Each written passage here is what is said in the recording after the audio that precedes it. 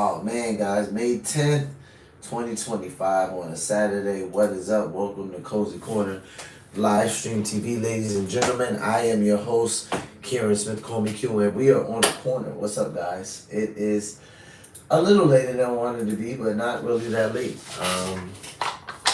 Analytics are interesting, I'll tell you that. So the weekend is my day to play with them. I usually tell you guys find me on Saturday or like my later days in the week. So Newsathon today, I'm going to jump right in. We got a couple clips, going to be pretty short tonight, not too long.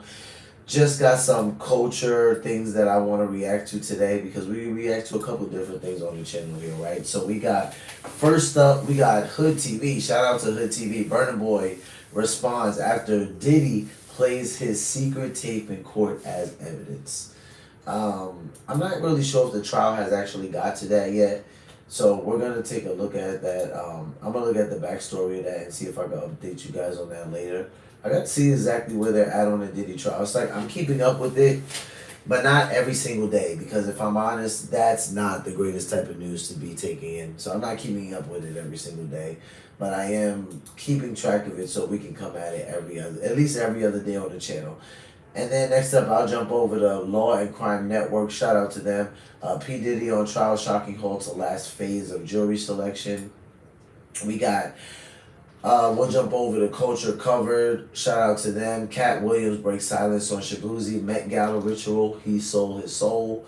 So I'm not saying that, but that's what the title is. And then we would jump over to Thomas Sowell reacts. Sowell backs Trump's move to dismantle DEI programs. A lot of people were upset about that, so we'll take a look at that. And then I might just stop right there just because it's going to be like a newsathon and I'm saving certain things until Monday. So you guys know that I tend to do that. So I'll move these two over here. We don't always end with the Christian clip during the newsathon, but that's okay because we do it every single other day. We're live every single day here on Cozy Corner TV, except on Sunday. So with that being said, guys, let's jump into the first clip of the live stream. Shout out to Hood TV. That's right. Burna Boy responds after Diddy plays his secret tape in court as evidence. Just crazy. All right, guys, let's take a listen. Hit that like button for me, guys. Yes, sir. Too much to tell you. Everybody just did rush. They go America to snap with Diddy that year. But you know, after Bona post his picture with Diddy, the next year, been at the same particular year, Bona won Grammy. You understand me? I won a All I Grammy need after is that. So I just the wonder. Burna Boy, this video, I dey ask you questions. Don't get offended. Now question I dey ask. How many oil did you drop for your nyash before they give you that? Look at this baby oil he got. Burna, how many oil they rub for your nyash before? Diddy trial is underway, and as expected, several names Hit have that been like named button in the for me, court, guys. from Hit that Michael like B. button Jordan for to me. Kid Cudi, and now Burna Boy's name just got dragged into the Diddy mess, only this time in a way nobody saw coming. Word is, he might be called into the trial. Reports say he might be someone who experienced the same things others are accusing Diddy of. And the twist, Burna might have been blackmailed. It all kicked off with one viral still, just one image, but it shook the timeline. The photo looked like it came from a very compromising clip allegedly involving Diddy and Burna Boy. It swept across Twitter like wildfire, and before anyone could verify whether it was real or not, the speculations kicked in full force. Users began to claim that Burna Boy may have bent over for Diddy, metaphorically and maybe literally, all in the name of getting a Grammy. Now, I want to let y'all know again, there is no way of knowing if this is actually an edit or an actual leak, so take it at your own discretion. I am just reporting on what is happening and being talked about on the internet. So as soon as this picture went viral, it was enough to push people into pulling receipts. Suddenly, every single interaction between Burna and Diddy got dragged into the light. The studio photos, the billboard moments, that warm post-Coachella embrace, it was all getting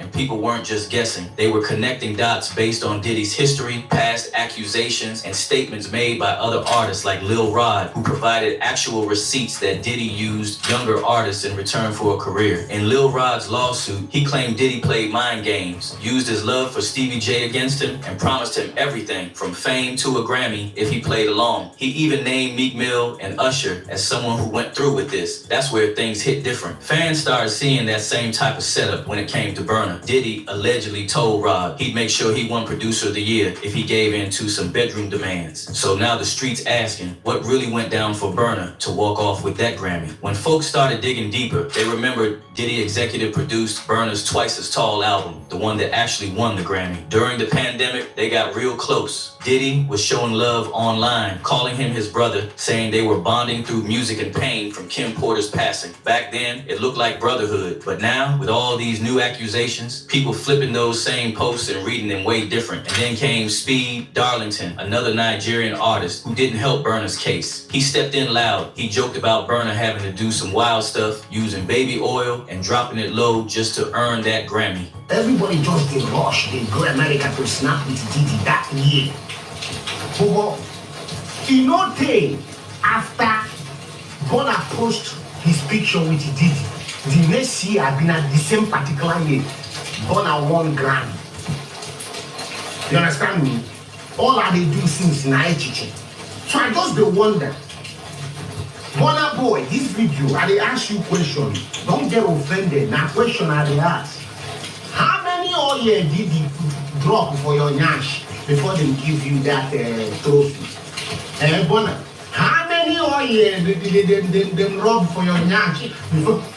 At first, folks thought he was trolling, but after lining it up with what Diddy allegedly said during their fallout in 2023, it started sounding different. By February that year, talk started spreading that Burna and Diddy weren't cool anymore. Then an alleged IG post from Diddy surfaced saying, "I helped you win your first and only Grammy Award, which I did out of kindness, and somehow you thought you could win another without my help." If that post was real, and many swear it is, then it's damning. It paints the picture of a transactional relationship, and one that might not have been entirely voluntary on Burna's end. People didn't stop there though. They started pulling up old clips, trying to read Burna's body language from back in the day. That one video after Coachella where Burna jumps out of the cart just to go hug Diddy.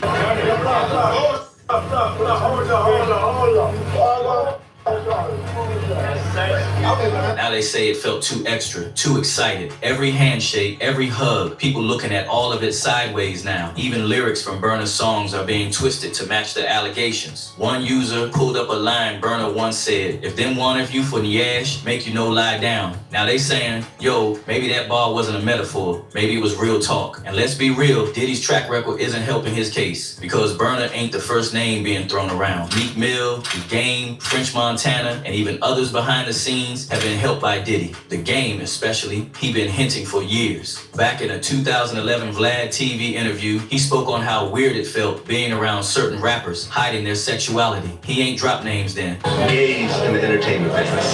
Yeah, they're around. They're around. And Would you really be surprised that there would already be an established gay rapper who's in the closet? Considering how many gay people there are in entertainment. no. I think that there are several rappers that are in the closet and gay. And see, those are the type of gay people that the only type of gay people I have a problem with. I don't have a problem with gay people. Gay people are, Beyonce should have said, "Who run the world? Gays." Because they everywhere, man. You know what I'm saying? And rightfully so speaking, man. Do you? It's a free country. Be gay. You can, do that. Game don't have a problem with gay people. Game has a problem with people that are pretending not to be gay, but that are gay. Because the number one issue with that is that you will be fooling somebody and you can give them AIDS and they can die. But more recently, he let more slip. He admitted Diddy wined and dined him for 2 years straight, just partying. But people now think there was more going on. Game also said Diddy was interested in signing him, but that never really happened. Instead, they just kept kicking it. Wasn't Puffy interested in working with you also? Yeah, Puff. I was running around with Puff for a minute, but we was just partying, man. Puff liked to party.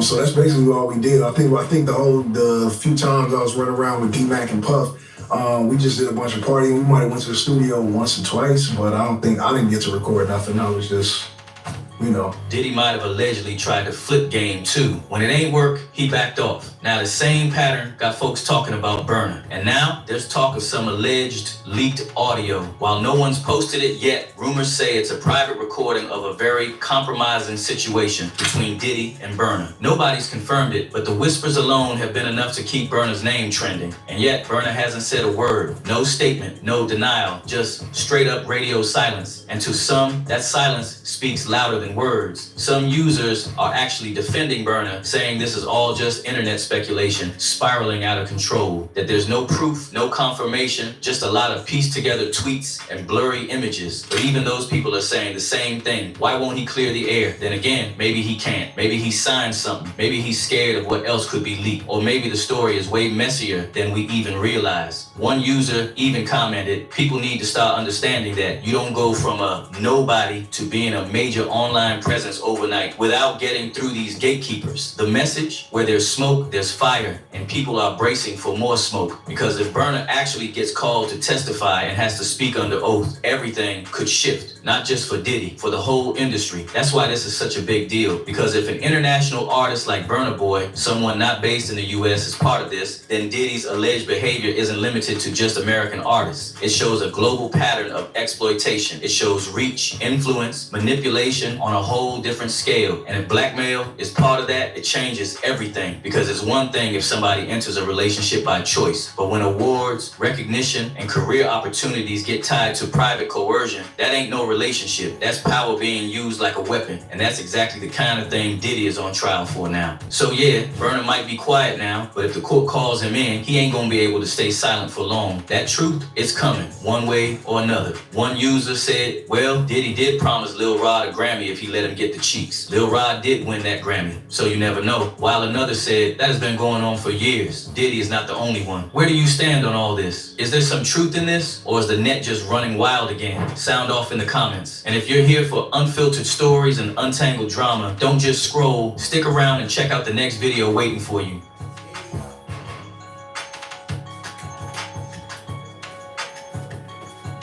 That's kind of crazy. Well, you know what's funny about this? Well, not funny, but what's a fact about this is that most victims who did, and I'm not saying that Burna Boy is a victim because we don't know 100%, right? But most victims who are victims of sexual assault, it literally is a fact that they do not report their sexual assault or their abuse, at least for, I believe it's 30 to 50 years. When I found that statistic out, I was like, wow. It was actually pretty heartbreaking for me because I thought to myself, wow, 30 to 50 years. And really it's on the later part of 50 where they say that victims of sexual assault usually report their abuse. I really just thought it was heartbreaking because of how long people hold on to it. So I think about it when he says that Burna Boy has just been, radio silent. He's not saying anything. A lot of people are saying his speculation is just kind of spinning out of hand. Look, it could be that, the whole where there's smoke, there's fire. I say sometimes there's just smoke, but I mean, there could be, right? So we don't know for sure. I mean, it's going to play out in the case. That's up to Burna Boy if he wants to actually be honest about what happened. I mean, he can't, lie on the stand. Perjury is a real thing. We've seen rappers get in trouble for the crime of perjury. So let's not act like that can't happen. But I guess we'll see how that plays out. We'll keep keeping track of it here on the channel as promised, and we'll see where it goes. Now, shout out to one of my favorite channels, Law and Crime Network. Shout out to them. P. Diddy on trial, shocking halt to last phase of jury selection. Okay, let's go ahead and like this and let's take a look. I'm subscribed to one other channel. Let me do it with this one. All right, let's jump into and let's see what Sidebar with Jesse Webber has to say. Sean Diddy Combs is just days away from the official start of his trial in federal court on charges that could send him to prison for life. Accused of running a violent sex trafficking ring masked by decades of celebrity, wealth, and influence. Opening statements begin Monday, and I'm going to chat with our very own Law and Crime reporter, Elizabeth Milner, who is in that courtroom today where apparently the jury is still being selected. Welcome to Sidebar, presented by Law and Crime. I'm Jesse Webber. Jesse. The Shout out to criminal Jesse trial of Weber. Sean Diddy Combs is officially on track to kick off Monday, May 12th, where a jury is going to be seated. Both sides will deliver opening statements in a case that could realistically send this 55-year-old music titan to prison for the rest of his life. Now, on May 7th, prosecutors, defense attorneys, they had narrowed down the jury pool to 45 qualified prospective jurors. And actually, earlier today, they were able to narrow it down a little bit further, but the official jury is not going to be seated until Monday morning, which was a surprise to us. We're going to get into why. But Sean Combs, apparently dressed in court-approved civilian clothes, sporting white hair, was present alongside his attorneys as potential jurors were questioned throughout this week. Many admitted they had seen media coverage of the case, including the infamous surveillance footage of Combs allegedly assaulting his ex-girlfriend Cassandra Ventura in a hotel hallway back in 2016, a key piece of evidence that prosecutors plan to use. We believe she's victim one in this case. And I'll tell you what, based on what happened in court today, I think we can almost certainly say that it's Cassandra Ventura. We'll talk about that too. But for decades, Combs was this larger-than-life figure, producing hits for stars like Notorious B.I.G., Mary J. Blige, launching his own fashion empire with Sean John, hosting these lavish parties attended by Hollywood's elite. But now, the man who once seemed invincible sits in a Brooklyn federal jail. His jet black hair, now nearly all gray, dye isn't even allowed in detention as he faces charges of racketeering, sex trafficking, transportation to engage in prostitution. Federal prosecutors are alleging that Combs ran a criminal enterprise where employees like perhaps security guards or assistants, even higher-ranking staff, helped facilitate and cover up sex trafficking. The accusations are incredibly chilling that women say that Combs controlled them through violence, drugs, financial manipulation. Prosecutors describe freak-offs as these drug-fueled sex marathons that lasted for days, where Combs allegedly coerced participation. In one instance, he allegedly dangled a woman over a balcony. So this is a very, very high-stakes case with incredibly distressing allegations. Now, to get us caught up to speed on what came out of today's proceedings, I'm going to head over now to our very own law and crime reporter, Elizabeth Milner, who is inside that courthouse today, downtown federal court. Elizabeth, thank you so much for coming on and also braving the elements. One of the worst rain days we've had here in New York in quite some time. So she's braving the elements for us. Elizabeth, so good to see you. So let's start off how we always start off. How did Combs appear in court, and what did you get from his demeanor? Because we are right now, the eve of opening statements on Monday. Oh yeah, opening statements are just a couple hours at this point away. We expect a lot to come out from opening statements. But as far as Diddy, how he appeared in court today, I was honestly surprised he appeared in just normal casual wear. I thought because the jury wasn't going to be present today that there was a chance that he could be in MDC jumpsuit, but it's official. He's going to be in that casual sweater. It was navy again today with a white button-up undershirt. He had navy slacks on. Again, no belt, no shoes with laces.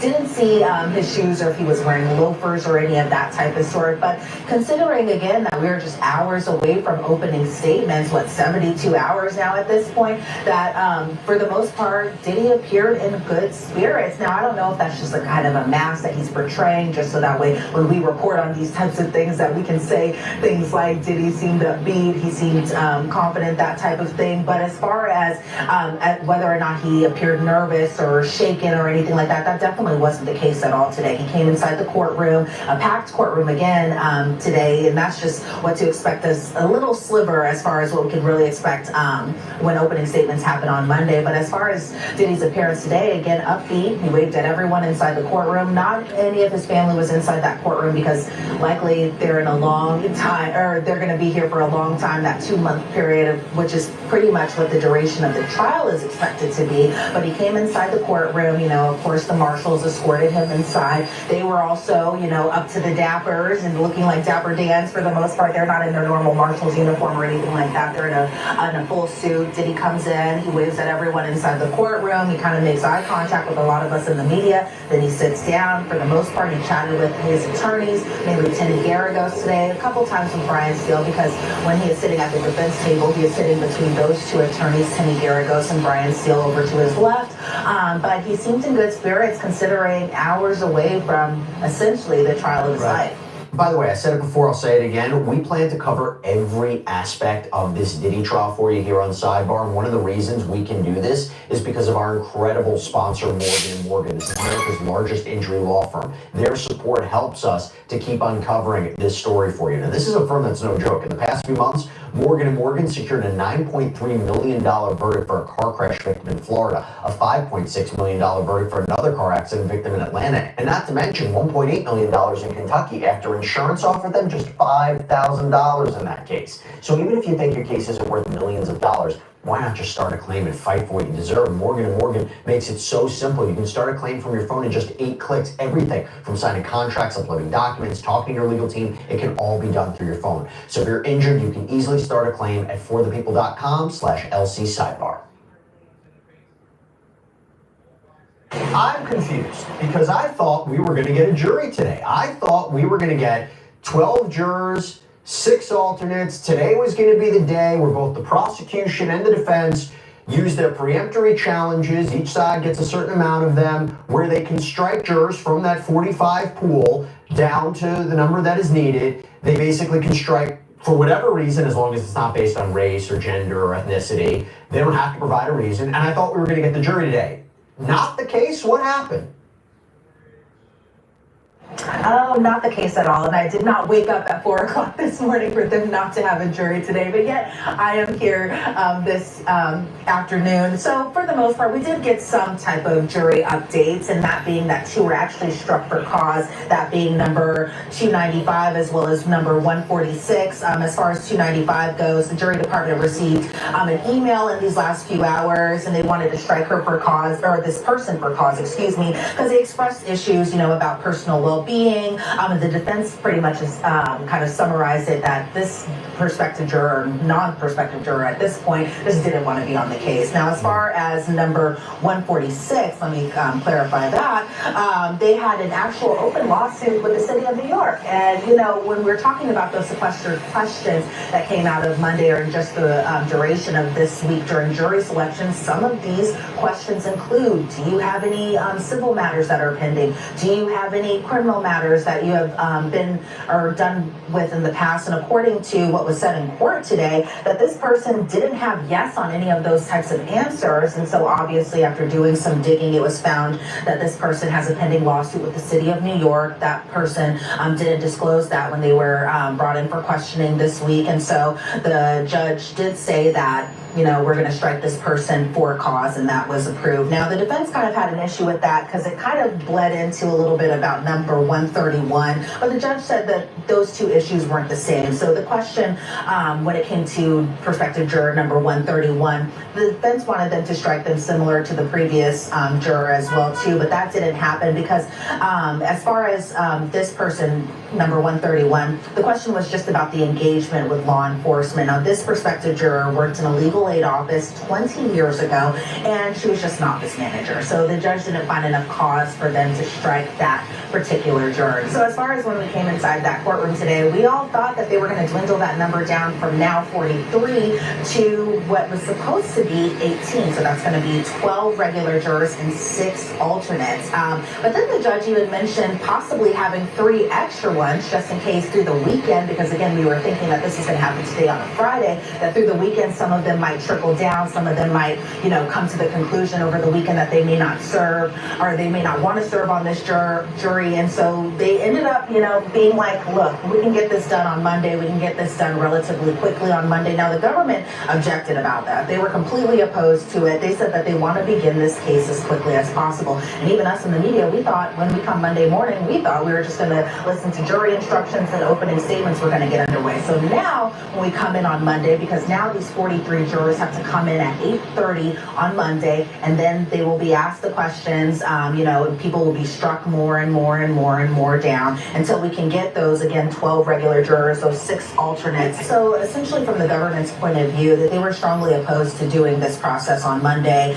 There were concerns if jurors needed to be heard, that it could possibly cause this type of domino effect. And prosecutor Maureen Comey, she said that this process could take a long time, and the defense they were pretty confident that this process could take about 20 minutes. Now, why we couldn't get through this 20 minutes today as opposed to Monday, that's a question for them. But it seems like from both sides that they were under the understanding that this would all get done by essentially 9:30, take a little break, then they would come back to swear in the jury, do jury instructions, then openings would begin, and then possibly we could see a witness even testify on Monday. Now, I don't know how that'll change given that this process has been delayed just a little bit from Friday to now Monday, but apparently, according to both sides, that they can get this process done in less than half an hour, then on to swearing them in, and then on to jury instructions, then openings, which I think is something that a lot of people are looking forward to seeing. A lot of people are looking forward to seeing it, to maybe just get a little bit more clarity about the prosecution's case, because so much, as we talked about already,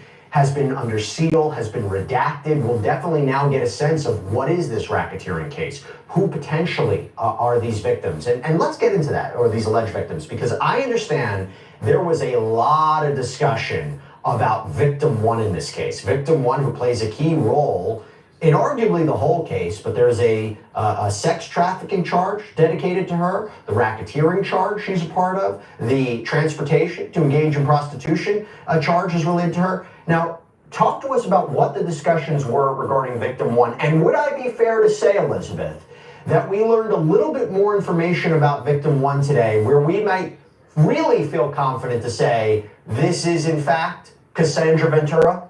Well, what I can tell you about Jesse is that, obviously we are presuming that victim one is to be Cassandra Ventura 5, that is AKA Cassie. I will say that I can confirm that I did see her attorney, Douglas Wigder, inside that courtroom today, just kind of eyeing all the proceedings and that type of sort. But, victim one was brought up in court many times today. For example, the government was talking about an exhibit, and this particular exhibit was a photograph between victim one and another witness pretty much embracing. Now, this photo, according to the government, was taken on May 19th of 2005. This is when victim one was living in New York City, and this photo with victim one and also another witness testifying in this case kind of plays into their relationship and that source. Now, Now, as far as the government says, they said this photo is not prejudicial. It does have probative value, and the judge essentially was questioning, like, what does this photo really kind of establish? And so as far as the government's answer to that, they say that it establishes what victim one's life was prior to her relationship with the defendant obviously being Sean Diddy Combs. Now, the defense says it has lower probative value. The defense also says that it shows victim one being super young, so it could come off very prejudicial. The government says that, victim one will end up testifying that she had met Combs about 6 months after this photo was taken. Again, this photo was taken in May 19th of 2005 when she was just 19 years old, before she signed with Diddy's label. And this is very important. Why? Because we know that Cassandra Ventura used to be one of the signees or one of the singers signed to Bad Boy Records. And so, it kind of paints this picture a little bit more, just that we can kind of possibly presume, again, even though we already have been, that this alleged victim is Cassie Ventura 5, I should say, but pretty much that the judge ruled not to exclude the photo. So this photo will be admitted into evidence. Now, victim one was also brought up by kind of a defense argument, and this argument was a little surprising to me because, for the most part, it seems that the defense, at some kind of aspects and points of this case, have kind of been trying to paint this picture that Combs, in a way, he lives an alternative lifestyle. This is just, these are consensual relationships between, his former girlfriends and these escorts that are a part of, these freak-offs that the government is painting kind of his discretions about. But as far as how this has to do with victim one, is that the defense is pretty much going to tell these jurors essentially that there was mutual physical violence, domestic violence, between the defendant, that being Diddy, and victim one. And then the defense was even trying to paint the picture that this couldn't fall under the statute of sex trafficking because it wasn't coercive, this wasn't under coercion or anything like that, because alleged victim one has strength and she is powerful. So why would she be coerced into doing these types of activities when, she's the one who has been aggressors in these types of domestic spats, as the defense is kind of trying to paint this as. And so they're pretty much going to be honest with the jury that that there was mutual physical violence on both ends. So the jurors will know that, obviously we have seen some aspects of that, obviously that being the CNN video, but it seems like from the defense's perspective, they have no choice but to essentially say, hey, there was mutual physical violence on both ends. It wasn't just, Combs against this alleged victim. It was also this alleged victim against Combs too. And so I thought that was a pretty interesting argument that the defense was trying to make. And, whether or not these jurors will actually believe this or whether or not, or pretty much how they'll interpret this. That's kind of a wait and see, as it always is. But there was another mention of victim one as far as it goes with employee statements. Now, obviously, under the racketeering conspiracy, the government is essentially needing to prove that, Combs was like the head of this, enterprise, this racketeering enterprise and that sort. But they were talking about these employee statements and kind of taking it by a message basis. So essentially the argument is that this witness worked for Bad Boy Records and worked with victim one, which is why we also can believe that this is Cassandra Ventura, because if you think back to the civil lawsuit, she had essentially said that if she didn't do what Diddy had wanted, essentially, that he would stall her music career. And so with this witness, the defense was saying that that's not necessarily right. This witness had made oral statements, not written statements, but this was essentially about her career and these conversations that they were having about victim one's career. And so the defense says that this could have been a personal conversation, but that is kind of unclear. But, it was said in open court that this person named Mr. Cruz was victim one's manager. The government says that his conversation with alleged victim number one kind of falls into the heartland of this issue that they are going to be presenting to these jurors. And so essentially the objection was overruled. So we're going to be hearing a lot of things, which is why we can kind of presume possibly that victim one is going to be one of the first witnesses that is going to be taking the stand come Monday. So a couple of things here. Number one, the way I understand it is the defense might be saying there was mutual violence in this relationship. And if that's the case, if I'm understanding that correctly, Wayfair presents rugs. Let's roll. Save big on 5x8s under $150. And shop by size, style, or color. From low pile to cozy styles. And yeah, they're machine washable. Unroll a new look with top styles at low prices. All with fast and free shipping over $35. Carpet, DM. Shop rugs for way less at Wayfair. Wayfair, every style, every home. I think that is called the Johnny Depp defense. Now, that was a civil case, but you take a page out of that playbook.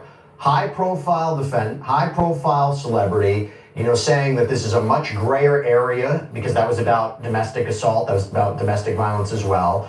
Could be wrong, but that's something that I think is interesting. And Elizabeth, one of the questions I had was, did they say that they couldn't question her about her medical records or anything like that? So, Jesse, this was essentially just a conversation because, despite these lawyers, that being the government and the prosecution versus, the defense team, they've been very cordial throughout these entire proceedings, giving each other these professional courtesies as far as, what they will talk about, what they won't talk about, this issue is coming up, that issue is coming up, et cetera, et cetera. So when it comes to victim one, they came to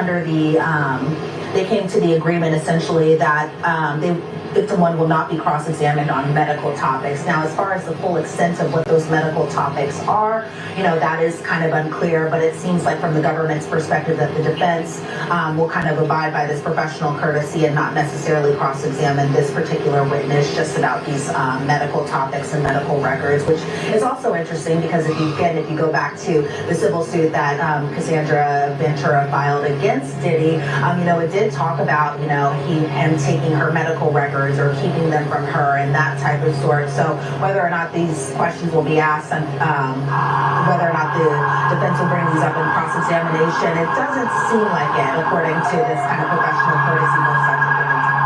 Right. Now, talking about alleged victims, aside from alleged victim one, I understand there was a discussion today about alleged victim 5, correct? What did we learn about alleged victim 5? So not much was really talked about victim 5 as far as what we could hear regarding their testimony or anything like that. As far as the conversation goes around alleged victim number 5, it was really about whether or not this person, this individual, will be using a pseudonym at trial. So what we do know is that the judge ruled that alleged victims 2, 3, and 4 could use a pseudonym. Obviously, we know there's been some issues and some hiccups with alleged victim number 3, and so, whether or not whether or not she will be testifying, that's still up in the air. The government's still saying that they are going to get an answer to both sides and to the court by the end of the day today. But as far as alleged victim number 5 goes, the judge pretty much said, that this person cannot testify under a pseudonym. So what we will see is alleged victim 5's real name whenever this individual testifies in court, whenever they get that chance to for the government. And any idea about who that might be? Because one of the questions that I believe also Lisa Bloom, who represents Dawn Richard, who had her own separate lawsuit against Sean Combs, I wondered whether or not she's going to be a witness in some capacity in this trial. So, but any idea who victim 5 might be? Maybe you don't. Maybe you don't. I mean, I can't definitively say in the same way that we can feel fairly confident that victim 1 is Cassandra Ventura. Any idea who victim 5 is? No idea, but I do expect, Dawn Richard to possibly testify in some type of capacity during this trial. I mean, Lisa Bloom wasn't in the courtroom today, but we do know that one of her legal reps or somebody who works with her at the office, at her law office, was inside that courtroom today. So it could possibly be, and of course I put possibly very big an emphasis there because, we just really don't know. But as far as Dawn Richard goes, I feel like she could also possibly play a huge key role in this case as well too, because even if you go back to her civil lawsuit against Diddy, who she had worked with for a number of years, all the way from Vanity Payne to Dirty Money, she had said that she had witnessed in her suit that she had witnessed these physical violence and just more from what was happening behind closed doors while Diddy was in a relationship with Cassie. And then obviously with Dawn Richard, she also, had alleged that Diddy had kept her trapped inside the back of a car for 2 hours. She had to call her dad. It was a whole thing according to these allegations that were mapped out in her suit. But I expect that she definitely will play a role in some capacity when it comes to this trial. Now, whether or not she's alleged victim 5, that's unclear, but I guess we'll see what happens when this trial comes. So many twists and turns with it. And let's preview a little bit for next week and for the continuing 8 weeks of this trial. First, about Diddy's legal team. For those who don't know, who comprises Diddy's legal team? And also, if you can, Elizabeth, I know there's a lot of controversy regarding a lawyer who may not necessarily be on Diddy's legal team, but maybe there in some capacity. So talk us through who is on Diddy's legal team and the issue with one of Diddy's legal friends, shall I say. Legal friends, putting it a little, pretty loosely there, Jesse. And of course, that being, Mark Garagos. We know that Mark Garagos, as far as we're recording this right now, isn't officially a part of Diddy's defense team, but, he has known Diddy for a number of years. His daughter, Tenny, is on the defense team, so she is actually one of the retained attorneys that are going to be inside that courtroom every single day, and has been on this case since September when Diddy was first indicted and also arrested as well too. But as far as Mark Garagos, he has been a kind of a controversial figure a little bit since these pre-trial things have been kind of going on, and that is the sense that he had made these comments on his podcast with TMZ, pretty much referring to the prosecution as a six-pack of white women, and those were his words, definitely not mine. And that was something that the judge took pretty seriously when he had said that. That to me was an interesting thing for Mark Garagos to say in the first place, because after Anthony Rico quit and before Xavier Donaldson and Nicole Westmoreland were on the case, Diddy's defense team looked kind of similar to the prosecution there as far as in terms of diversity. So I don't know why he kind of had made that that statement in the first place, but the judge admonished him for that, calling his comments essentially like he can't say those types of comments, he can't say those types of things. It kind of violates the rules that we have here at New York as far as defendants playing some type of role in capacity inside the case and making these types of comments to the media and that type of sort. But as far as who was in the courtroom today, you know, it was the standard Mark Agnifilo, Tenny Garagos, it was Xavier Donaldson, who, by the way, I just want to give a public apology to because I believe I've been calling him Xavier Thompson this entire time, but I just want to clarify that it is Xavier Donaldson. We had Brian Steele inside that courtroom. A lot of people are familiar with Brian Steele. He used to represent Young Thug. Alexandra Shapiro, Jason Driscoll, Nicole Westmoreland was also in that courtroom today. One defense attorney that I did particularly notice was absent today was Anna Maria Estevao. She was in the courtroom today. Maybe it was for a reason, therefore probably reasons unknown to me at this point. Right. But as far as the 1, 2, 3, 4, 5, 6, 7, 8 defense attorneys that Diddy has hired to represent him on his team, you know, I think 7 out of 8 all showing up is pretty good odds to me. When they say a high-powered defense team, that's exactly what it is. I pulled up a little bit of the exchange, though, between Judge Arun Subramanian and Mark Garagos. Subramanian saying, I think this is ridiculous. I think referring to the prosecution in this case as a six-pack of white women is outrageous. This would not be tolerated in any court from any lawyer anywhere across the nation. Added, you have one more listener for your podcast, because that's where apparently Garagos had made the comment. And Garagos quipped back, as long as you subscribe, I'm all for it. Now, talking about the prosecutors, who are the prosecutors in this case, Elizabeth?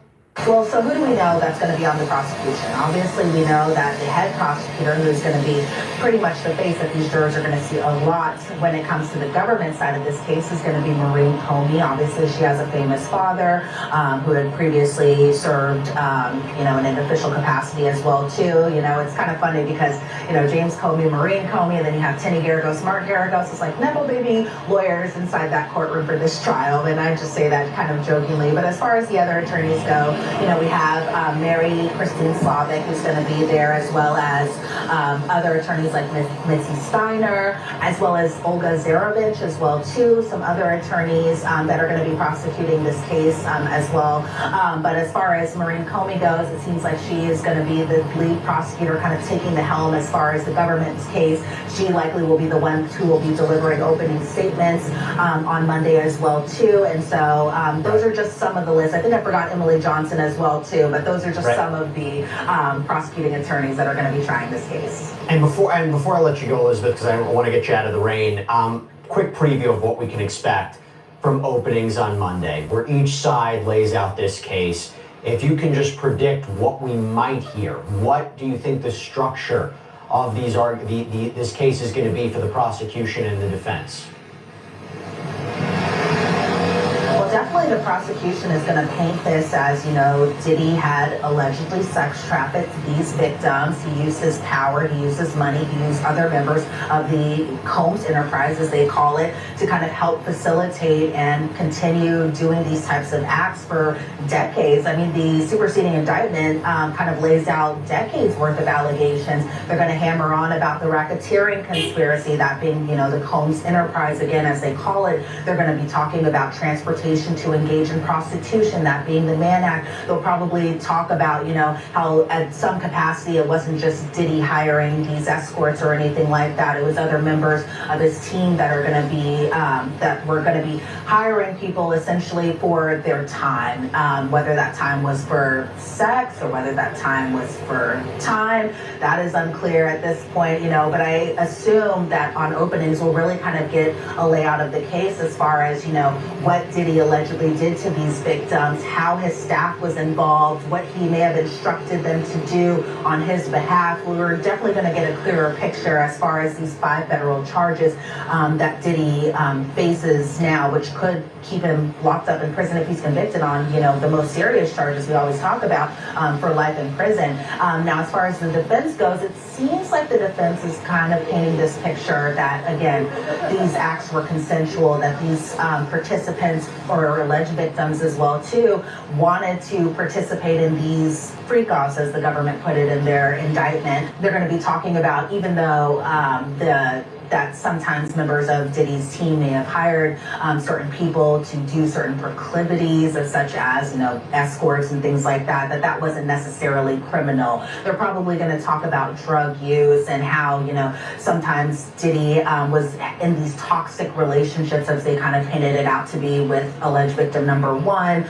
They're going to be talking about this domestic violence, as they call it, where it was mutual physical violence on both ends of the spectrum, not just, Diddy assaulting alleged victim number one, but also alleged victim number one assaulting Diddy as well, too. And so they're going to kind of, do what defense attorneys do and defend their client. And it seems like their defense here is kind of throwing anything at the wall that will kind of stick to make it seem like, these weren't criminal acts or anything like that. This was all consensual. He had no idea that this was criminal for him to be doing these types of things. And so they're probably most likely going to paint this again as this alternative lifestyle where swingers were involved. And essentially seems like their defense, is that sex is on trial and it shouldn't be on trial, that these were all consenting adults doing what consenting adults do. And that is what it seems like we're going to be hearing from the defense come Monday during openings. Well, I'll tell you, it is remarkable that we're here. I mean, we have been covering this case before it was even a case.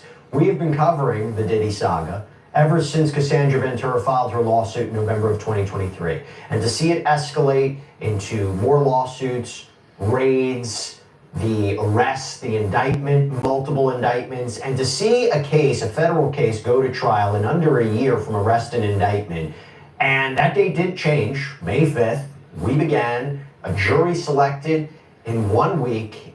It is amazing to see this happen from a legal point of view. But the stakes couldn't be higher. There is a huge level of public interest in this case, rightfully so. And again, I think that, Elizabeth, this is an incredible moment to be covering this case. And thank you so much for being in there, our eyes and our ears, because there are no cameras in that courtroom, unfortunately. So you have done your best to paint a picture of what is happening in there, and you're going to be there for us all next week, beginning with opening statements. Actually, I should say, beginning with the finalization of the jury instructions and opening statements, possibly witness testimony on Monday, and we are going to cover it all on Long Crime and here on Sidebar. Elizabeth Milner, thank you so much. It was great seeing you.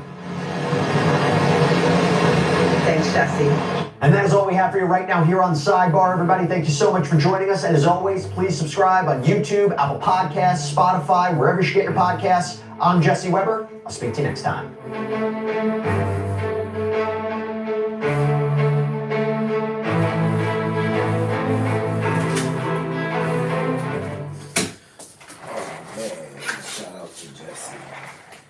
So here's where I think it's crazy. It's like, I'm not going to say much because we're going to continue to follow it.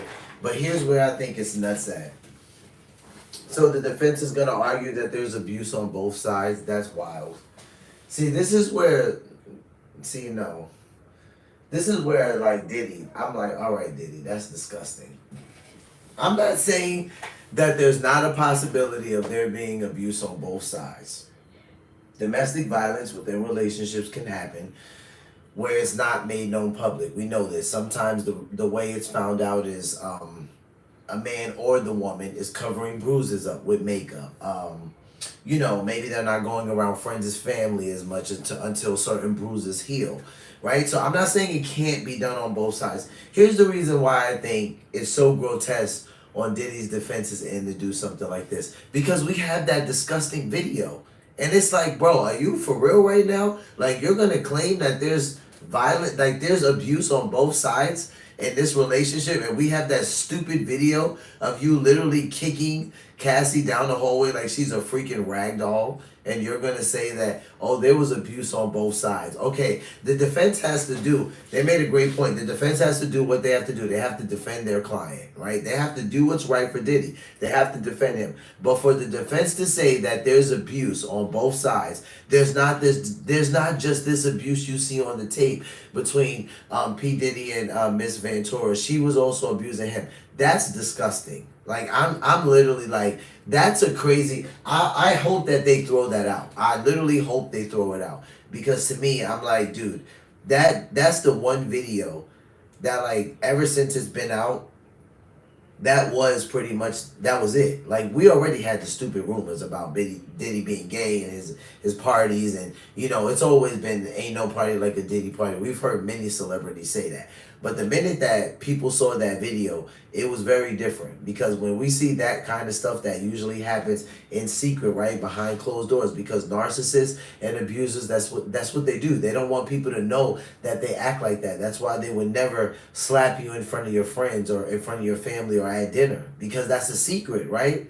So it's crazy. The minute that video became public, to me, that was like already the start of Diddy's like drastic downfall. Like, it was like a roller coaster when you're at the top and it's about to do the big drop where your stomach turns. It was kind of like that once that Cassie video came out. So I just think it's crazy for them to even be coming out and talking about there's abuse on both sides. I'm like, dude, even if there was, at this point, P. Diddy would get no compassion from the public after seeing him basically kick Cassie down the hallway like a rag doll. That's literally crazy. All right, so we're going to jump over to Culture Covers. Shout out to them, 222,000 subscribers. Cat Williams breaks silence on Shabuzi Met Gala ritual.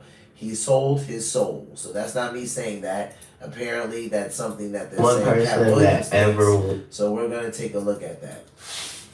One person that ever wore a dress in Hollywood unsuccessfully. That's how you understand what a ritual is. Not Shabuzi. They didn't turn Shabuzi to Shabute. In the video, when he posing taking pictures, you can literally tell that he's uncomfortable. What are you wearing? Hey, Shabuzi, you know you damn wrong for this, Shabuzi. Guys are not. Now Shabuzi, come on, man. Shabuzi, I'm not gonna lie, bro.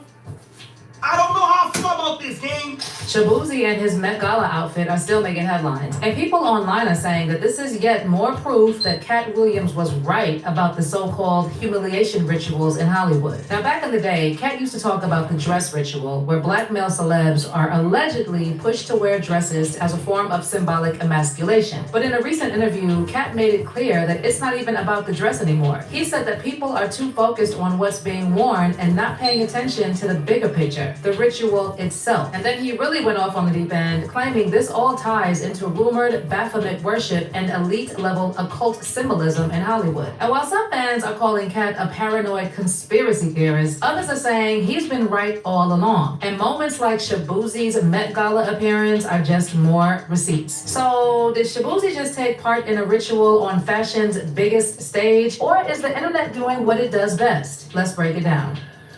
You don't care how people feel about the ritual.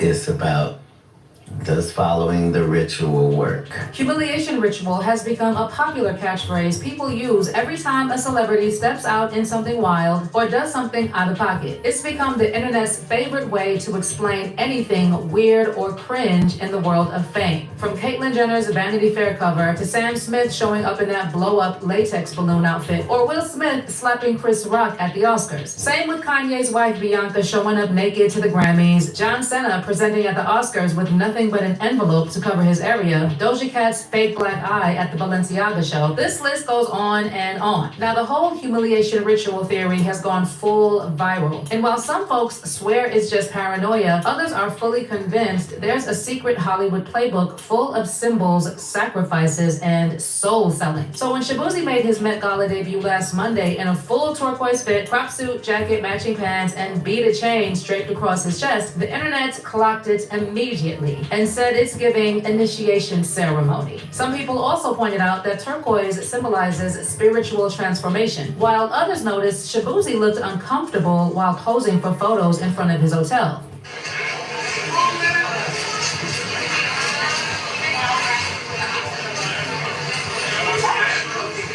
Shabuzi, how you feeling, man? Feeling amazing. I'm feeling great, man. What are you wearing? What are you wearing? He ain't answering that question. He don't know. He ain't got a clue what he wearing. I promise you he don't. Somebody told him, man, to put that on. He did. I mean, out here looking like somebody auntie. This dude's supposed to be a country artist. Now, as soon as some people started bringing up the humiliation ritual talk, Cat Williams' name started trending, and fans were quick to resurface his infamous takes on the so-called dress ritual. And while Shaboozey wasn't technically in a dress, fans online were quick to point out that it didn't even matter anymore because Cat already told us it's not about the dress. Back in the day, when Cat first started calling out the industry for what he saw as deliberate acts of humiliation, people laughed him off. They said he was paranoid, bitter, or just another celebrity spiraling. But now, a whole new generation of internet truthers are calling him a prophet. They're pulling up clips from interviews and stand-up sets where he talks about how Hollywood doesn't just reward talent, it rewards obedience. And according to Cat, nothing goes viral unless they want it to. Now, there's also been this ongoing narrative about Hollywood especially loving to put black men in dresses or feminine fits as a way to emasculate them on purpose and mock their strength and influence, especially when they're rising stars. And this isn't something new either. Dave Chappelle was talking about this way back in 2006 in that infamous interview with Oprah Winfrey, where he revealed he was pressured to wear a dress while working on a movie with Martin Lawrence. And Dave made it clear that it wasn't just a wardrobe choice. He felt like part of a pattern, like certain powerful folks behind the scenes were testing him, seeing if he'd play along. And once he started noticing that a lot of black men were being dressed up and paraded in ways that didn't align with their image, it started to look less like fashion and more like humiliation disguised as humor. Like when I see that they put every black man in the movies in a dress at some point in their career, I'll be connecting them down like, wow, this brother can wear a dress. This happened to me. I'm doing a movie with Martin. Yeah. The movie's doing good. So I walk in the trailer. I'm like, man, this must be the wrong trailer because there's a dress in here. What's crazy is that Dave immediately told the producers he wasn't rocking with the whole dress idea because it didn't even make sense for the scene. But instead of respecting that, the director pulled up with the whole crew trying to pressure him into doing it. What? You don't feel comfortable with it. I mean, it's a hilarious bit. All the greats have done it. So, well, if all the greats have done it, it's kind of hacky, right? You're right. So why don't we just not do it? Because I don't feel comfortable wearing a dress. Oh, come on, Dave, listen, we got it all set up. We're supposed to shoot. Every minute you waste costs this much money. You know, the pressure comes in. So eventually they backed off, but only after realizing Dave wasn't going to fold. And what's also wild is that Dave told Oprah that they already had a different version of the script ready to go without the dress scene. So it wasn't even necessary. It felt more like a test, like they just wanted to see if he'd cave and play along. But the minute it was clear, I was adamant, I'm not wearing a dress. I'm not wearing the dress. All right, fine. Think of something else. I come back 10 minutes later, the whole new scene, like, damn, how did you write the scene so fast? Now later on, when Kevin Hart was asked about Dave's comments, he kind of brushed it off, but he made it clear that he'd never do anything that might mess with his brand. I definitely haven't ran into to put on the dress. I mean, you know, you have to have boundaries. You have to have limits that you refuse to cross. You got to know that you're a brand. I'm a brand. You need to protect your brand at all times. But then fast forward a few years and Kevin pops up in a dress on SNL playing a female pope. And whether it's a coincidence or not, his career took off like crazy after that skit. And suddenly he was everywhere. Movies, endorsements, sold out stadium shows. The new pope is 9-year-old Oscar nominee, Kavanjane Wallace. So that same year Kevin wore the dress on SNL, Cat Williams was out promoting Scary Movie 5. And of course, someone asked him what he thought about the whole dress drama. And that's when Cat said the whole Hollywood dress situation isn't new at all. According to him, it's been going on for a long time. And at the end of the day, it's about whether or not you choose to play the game and join the secret club of gatekeepers. So, you know, some of us make choices. I think it's not a biggest choice for others. I'm saying, at the end of the day, Kevin doesn't have to worry about what people are going to say about him wearing a dress because of the long line of dress-wearing people before him. So now we have Big Mama's house 1, 2, and 3. Yeah. I've never seen Medea in a pantsuit. I think she wears dresses. So now I'm saying, why are we picking on poor little Kevin Hart? Because it was his turn next. Some of us are against the Illuminati, and we are against the Illuminati at our own detriment. When people are against the Illuminati, then they get punched in the face all the time. The press hates them, Nobody likes him. Now, a lot of folks have pushed back on Kat's claims over the years, calling him a conspiracy theorist who sees hidden agendas everywhere. And then some people have even gone further, accusing him of being homophobic, especially when he talks about men wearing dresses as if it's automatically emasculating. But Kat didn't back down. And in his recent interview on Joe Rogan's podcast, he doubled down on everything he's been saying about the humiliation rituals in Hollywood for years. He told Joe that people are too focused on these dress comments when that's just the surface level distraction. According to Kat, it's not really about the dress. It's about symbolism. Basically, the dress is just one way for the elites to test loyalty, obedience, and submission. That's what makes information so powerful is, you don't care how people feel about the ritual. It's about, does following the ritual work? And so you can fool yourself into thinking there isn't one, but the evidence will be clear. So like when I was like, oh, these guys are wearing dresses. And everybody's like, oh, he keeps talking about people wearing dresses. No, it's not like that. Look at it from a different way. Look at it. Show me one person that ever wore a dress in Hollywood unsuccessfully. That's how you understand what a ritual is. And then Kat took it a step further, diving into the deep end of the rabbit hole and saying that all of this, celebs in weird outfits, the public humiliation, the staged controversies, the rumored trans agenda, is all tied into what he claims is Baphomet worship among Hollywood elites. So 20 years ago, I knew that transgenders was going to be a thing. It wasn't because I was a prophet. It's just I had gotten so much information that I understood that things are secular. So I understood that the earliest I had seen that word transgender was Baphomet, the transgender. And so I knew that in the ritual of Baphomet, the transgender, to show allegiance to him, you had to kiss his ass ring. Really? And it said both of those things. So I knew that both of those things would become popular in the future.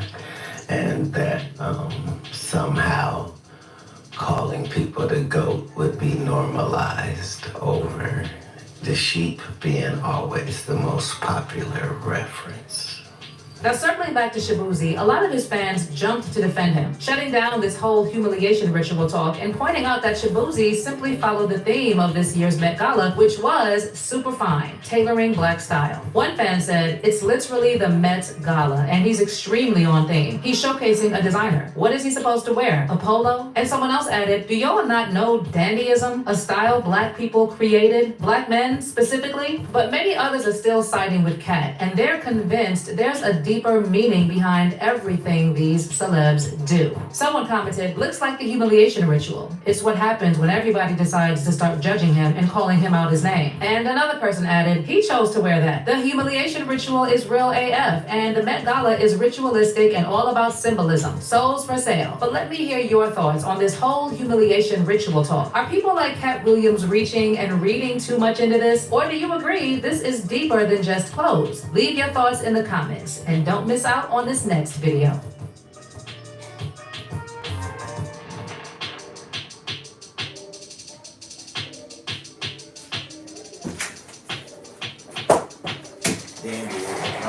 So we've talked about dandyism before here on the channel, right? I've said that throughout history, that's been used. So they said black men specifically created it, and that's one way to look at it. It's been used throughout history to let's just say fight societal oppression. It's also been ways to express yourself artistically. So we get the whole dandyism thing. I'm just gonna tell you, Shabuzi in that outfit is troubling for me.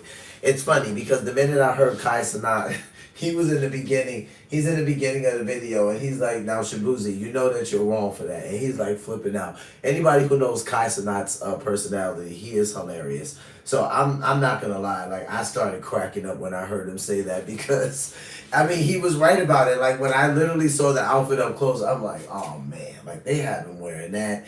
And I'm thinking about, you know, Dave Chappelle's take on it, and even when we hear Kevin Hart years ago talking about, you know, you have to have some boundaries that you won't cross. And then fast forward, you know, he's in a blue dress acting like a 9-year-old girl. And, you know, Dave Chappelle just wasn't going for it. This is why they blackballed him and they tried to keep him out.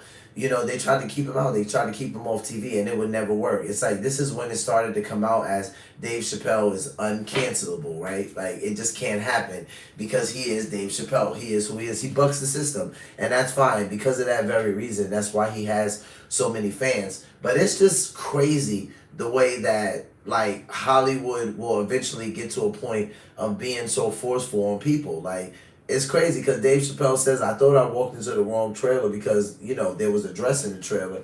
And it's like, you know, they start telling him, come on, Dave, you know, all the greats have done it. And he's pushing back. He's like, no, I'm not going to do it. I'm not going to wear a dress. And they say a whole cast came in, like a whole group of people came in trying to persuade Dave Chappelle and get him to put this dress on. And it's not until they realize that he's not going to fold, like he's not going to put the dress on, to where they're like, all right, we'll figure something else out. And he's like, they come back with the script so fast. And I'm like, how did you rewrite the script so fast? And he's like, it wasn't even necessary. But they literally had 2 different versions of the script in case I decided to say, yeah, whatever, I'll put the dress on. And I'm like, that's crazy. Hollywood, what is wrong with you people? Like, why do you want to see men in dresses? Like, what is wrong with you people?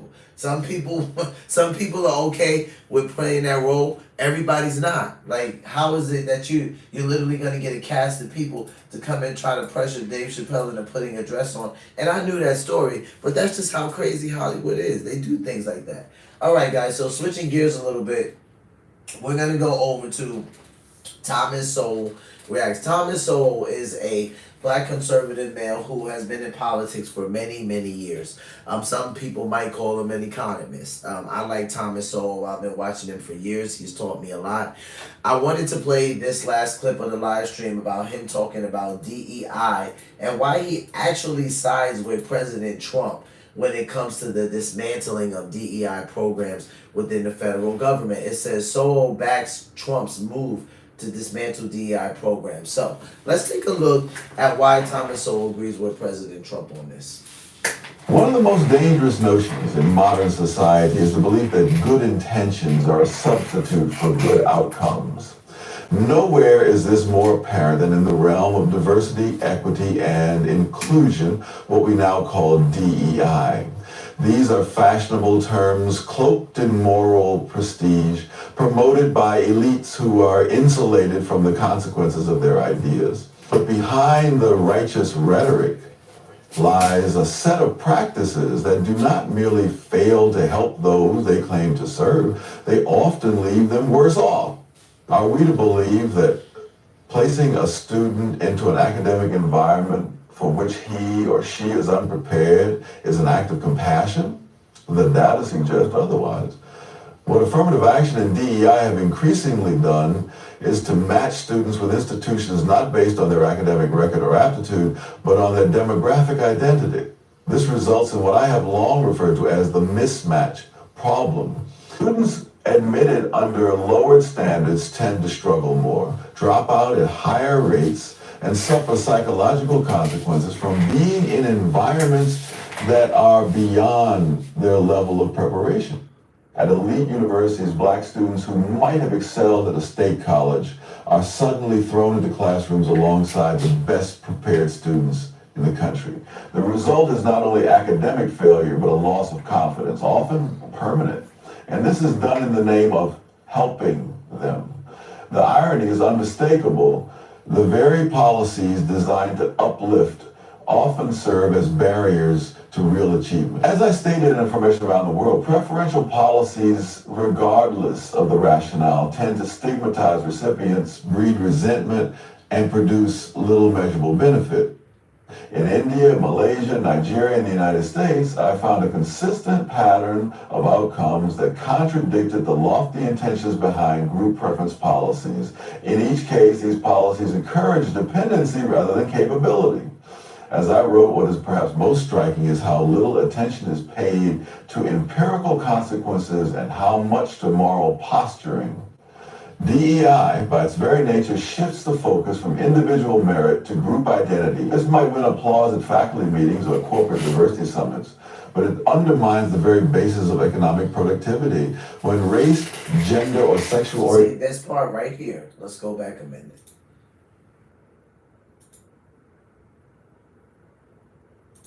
From individual merit to group identity, this might touch to moral posturing. DEI, by its very nature, shifts the focus from individual merit to group identity. DEI. See what he said right there about that? Posturing. DEI, by its very nature, shifts the focus from individual merit to group identity. DEI, by its very nature, shifts the focus from individual merit to group identity. Now, how is that right? Now, just ask yourself this. How is that exactly right? And this is not what MLK talked about, because MLK talked about a merit-based nation. That's what he talked about.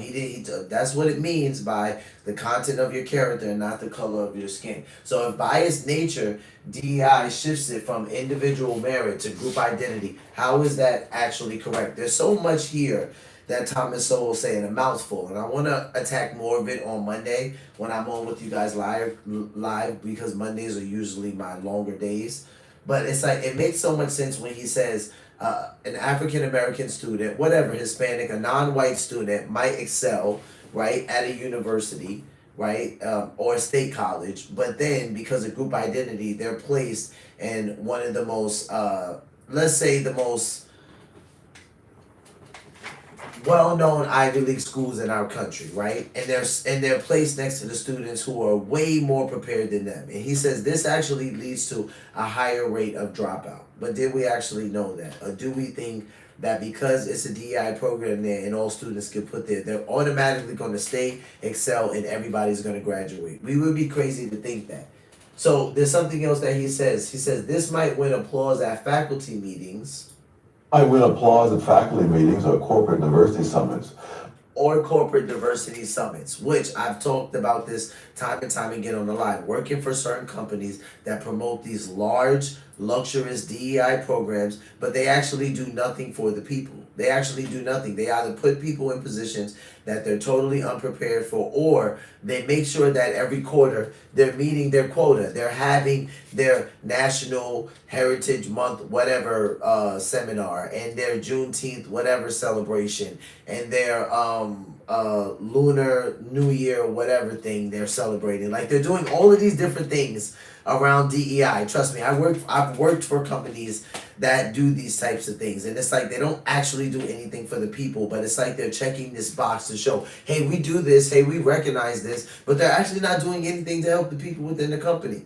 And this is what Thomas Sowell was talking about when he says it undermines. But it undermines the very basis of economic productivity. And it undermines it because all it's doing is putting someone in a position that they're totally unprepared for based off group identity. Now, some people may argue back and say, so are you saying that if a black person or a Hispanic person gets put into an Ivy League school that they're automatically unprepared? No, I'm not saying that. But DEI by its very nature, like the nature of DEI, this is not what MLK talked about, by a person being based on the content of their character or the merit or the things that they've worked for. DEI is something that has been corrupted by, I would say, the leftists, the extreme leftists of the government, right? And now what it looks like is, oh, we need to put people here. We need to make room for these groups of people. We need to make all this space, right, for all of these different groups of people, right, and push another group of people out who we think ostracize these groups of people. It's corrupt. This is not what Martin Luther King was talking about, and it doesn't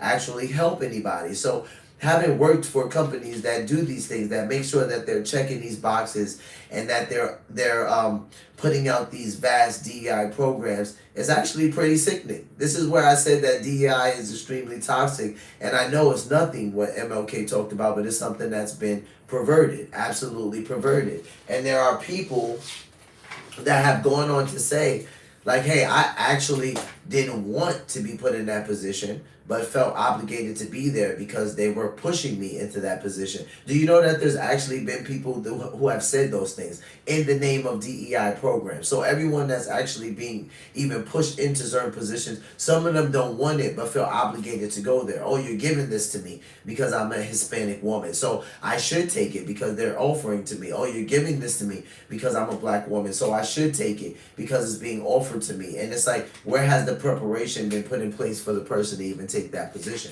Has the company prepared them? Did the person already come with a certain skill set, or is it just being given to them because it's Hispanic Heritage Month? These are things that we really have to look at when we look at these DEI programs, and actually why the president is saying, hey, they're no good, we actually do not need them. Basis of economic productivity. When race, gender, or sexual orientation becomes a qualification, then qualifications themselves begin to erode. Yep. Now ask yourself, what kind of incentive structure does this create? If advancement is based on identity rather than performance, then the rational response is to emphasize the former and neglect the latter. That is, it becomes more profitable socially, professionally, politically, to highlight one's group membership than to work harder, learn more, or excel at one's craft. That may be a winning strategy in a DEI seminar, but it's a losing strategy in an economy. In discrimination and disparities, I challenge the common fallacy that outcome disparities necessarily imply discrimination. Much of the DEI apparatus is built on this false assumption that statistical disparities are evidence of systemic bias. But once we understand that individuals differ in experience, behavior, and values, and that not all groups make identical choices, the very premise of DEI begins to crumble. The disparities are not automatically discrimination, I wrote. There are many reasons why groups may have different outcomes, and to ignore those reasons is to ignore reality. What happens inside an institution when promotions, scholarships, or leadership positions are seen as being awarded not on merit, but on political or demographic grounds? Resentment, and not just from those who are passed over, even among the supposed beneficiaries, there's the nagging suspicion, sometimes voiced, often unspoken, that their success is not their own. This undermines morale, divides colleagues, and creates an atmosphere of suspicion. The idea that we can engineer equity, equal outcomes, without destroying the foundation of excellence is a fantasy of the anointed. In the vision of the anointed, I discussed the tendency of intellectual elites to craft grand social visions without regard to empirical consequences. DEI is the latest such vision. It creates bureaucracies, sows division, and poisons meritocratic institutions. The cost is paid not by those designing the programs, but by those trapped inside them.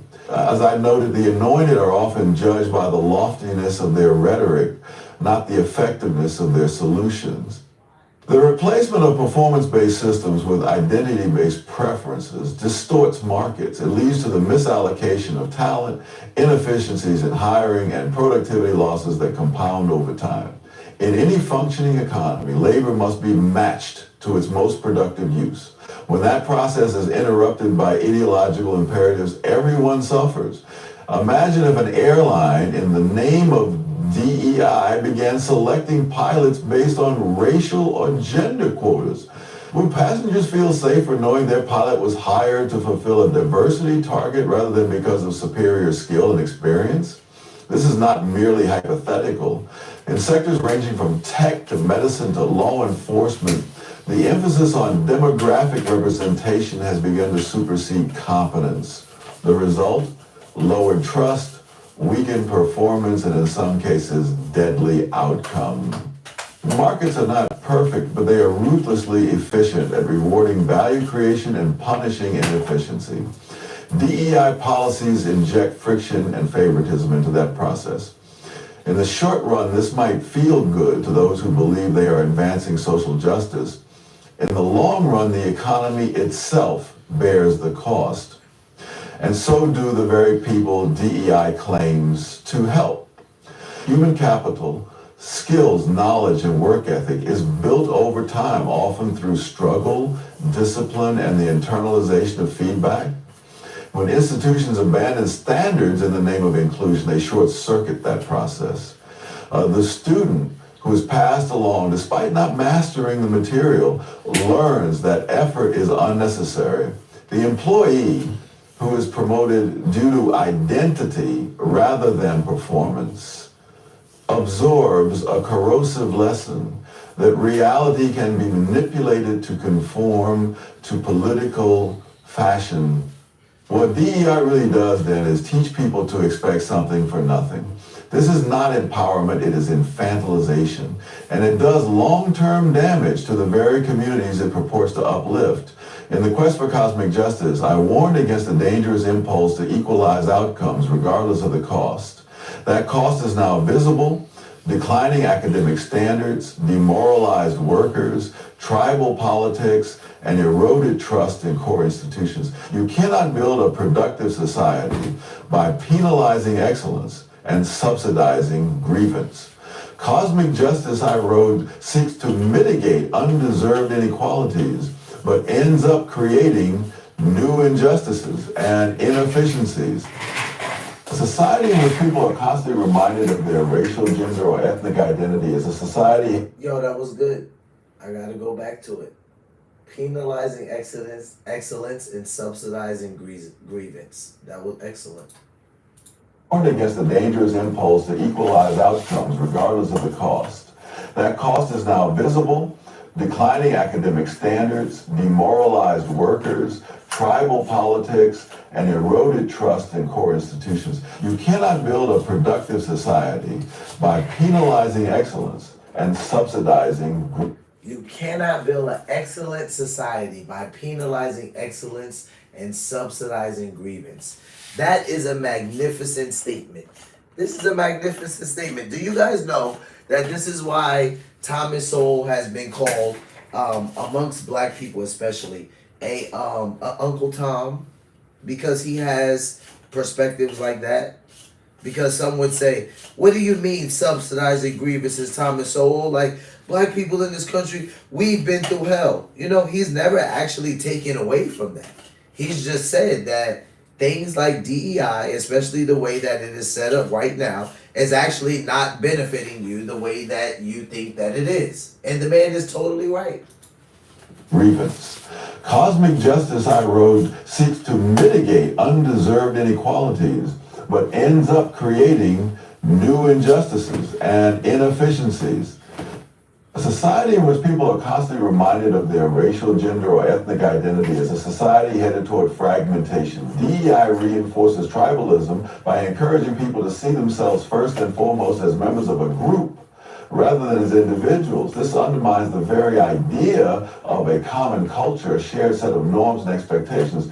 More than that, it creates a climate of fear and conformity. Dissent becomes dangerous. Honest conversations become impossible.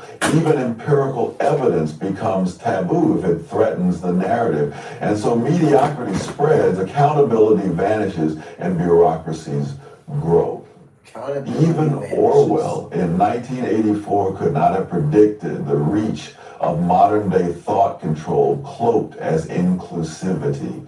When words like merit are treated as coded language for oppression, you know truth has become the enemy. If there is any lesson from history, it is that the road to hell is paved with good intentions, and often with intellectuals holding the map. DEI is not a harmless effort to make people feel included. It is a deeply ideological project with serious economic consequences. The answer is not to go backward to past injustices. It is to go forward with principles that have stood the test of time. Merit, character, individual responsibility, and freedom of choice. Let people rise and fall based on their own effort. Let institutions reward performance, not posturing. And let us abandon the fantasy that disparities can be eliminated through central planning. Because at the end of the day, equity is not equality, and justice is not achieved by making everyone the same. It is achieved by giving everyone the same rules and letting excellence emerge wherever it may. Or to put it more bluntly, the problem with political solutions is that they are political. The problem with political solutions is they are political. I really like Thomas Sowell. You guys get a chance, you go check him out. That man has taught me a lot. He's given me perspectives that at one point I didn't even think were possible to look out of the lens of. And it's so true. You know, it's like when people see me take a stance to where I agree with something like that, they instantly think I don't understand them. I'm not a part of their group. I'm not for them. I don't support them. And sometimes it can be exhausting. I'm not gonna lie, because just because you have a certain stance doesn't mean you hate a group of people. You know, you see a man like Thomas Sowell, highly educated man, brilliant man, and you know, he says things like, listen, let the real things that have always stood the test of time stand the test of time. Accountability, let one rise and fall based on their own merits, right? These are things that throughout history have always been able to stand the test of time. This is what MLK was talking about. Hey, let an African American person have a fair and equal opportunity just as a white person based on what? Because they're black, based on DEI? No, based on the content of their character, right? Not even the fact that they are African American. I love the way he said it. Let people rise and fall based on their own merit. And you know, it's interesting because people don't ever stop and think about DEI in this way. I know especially black people don't, where essentially it sets you up to expect something for nothing. And I know this for a fact because I've sat with African American women and men who are much older than me. I'm talking about in their 80s, and we're having conversations about DEI, and I'm telling them things about what my generation thinks about DEI, what Gen Z thinks about it. They'll tell me things like, you guys are crazy because you guys don't remember the civil rights movement. You don't remember a lot of things we went through. That's why you think DEI is not necessary. And I totally disagree. I don't think that we have completely forgotten, because we actually can go back and we can see some of the things we went through, but we can also see that it's been perverted. We can also see that the way it's set up right now is toxic, and sometimes it's set up in a way where people are set up. Like, you're literally putting people in a position where they're just not qualified to be. And you know, like people jump to a conclusion and think I'm automatically talking about black people, but they were doing this with pilots. You know, like you're taking pilots out of their position who've been a pilot for 45 years, and you're saying this person needs to be fired or retired because we have to put a transgender person there. Says who? Said why? And this is the stuff that we don't even think about. I'm not saying that the transgender person can't be a pilot, but what are you replacing 25 years of experience with? Like, in the name of DEI, to give this person a chance? I mean, are they qualified to replace this person that has all of that experience? Because if they're not, I'd rather have the old dude that has the 35 years of experience being a pilot. But, you know, then if someone hears me say that, they're like, oh, well, you hate trans people. Well, shut up. I didn't say I hated trans people. I just said I'd rather the person with the better qualification. All right, guys. So with that being said, I'm going to go ahead and end the live stream. I'm going to go chill with my wife. You guys enjoy the rest of your weekend. You know, over here on Cozy Corner TV, we're live every single day except Sunday. So I will see you guys back on Monday. Enjoy the rest of your weekend. What do I always say? Take care of yourselves. Take care of one another. Love yourselves. Love one another. And be peaceful. Peace.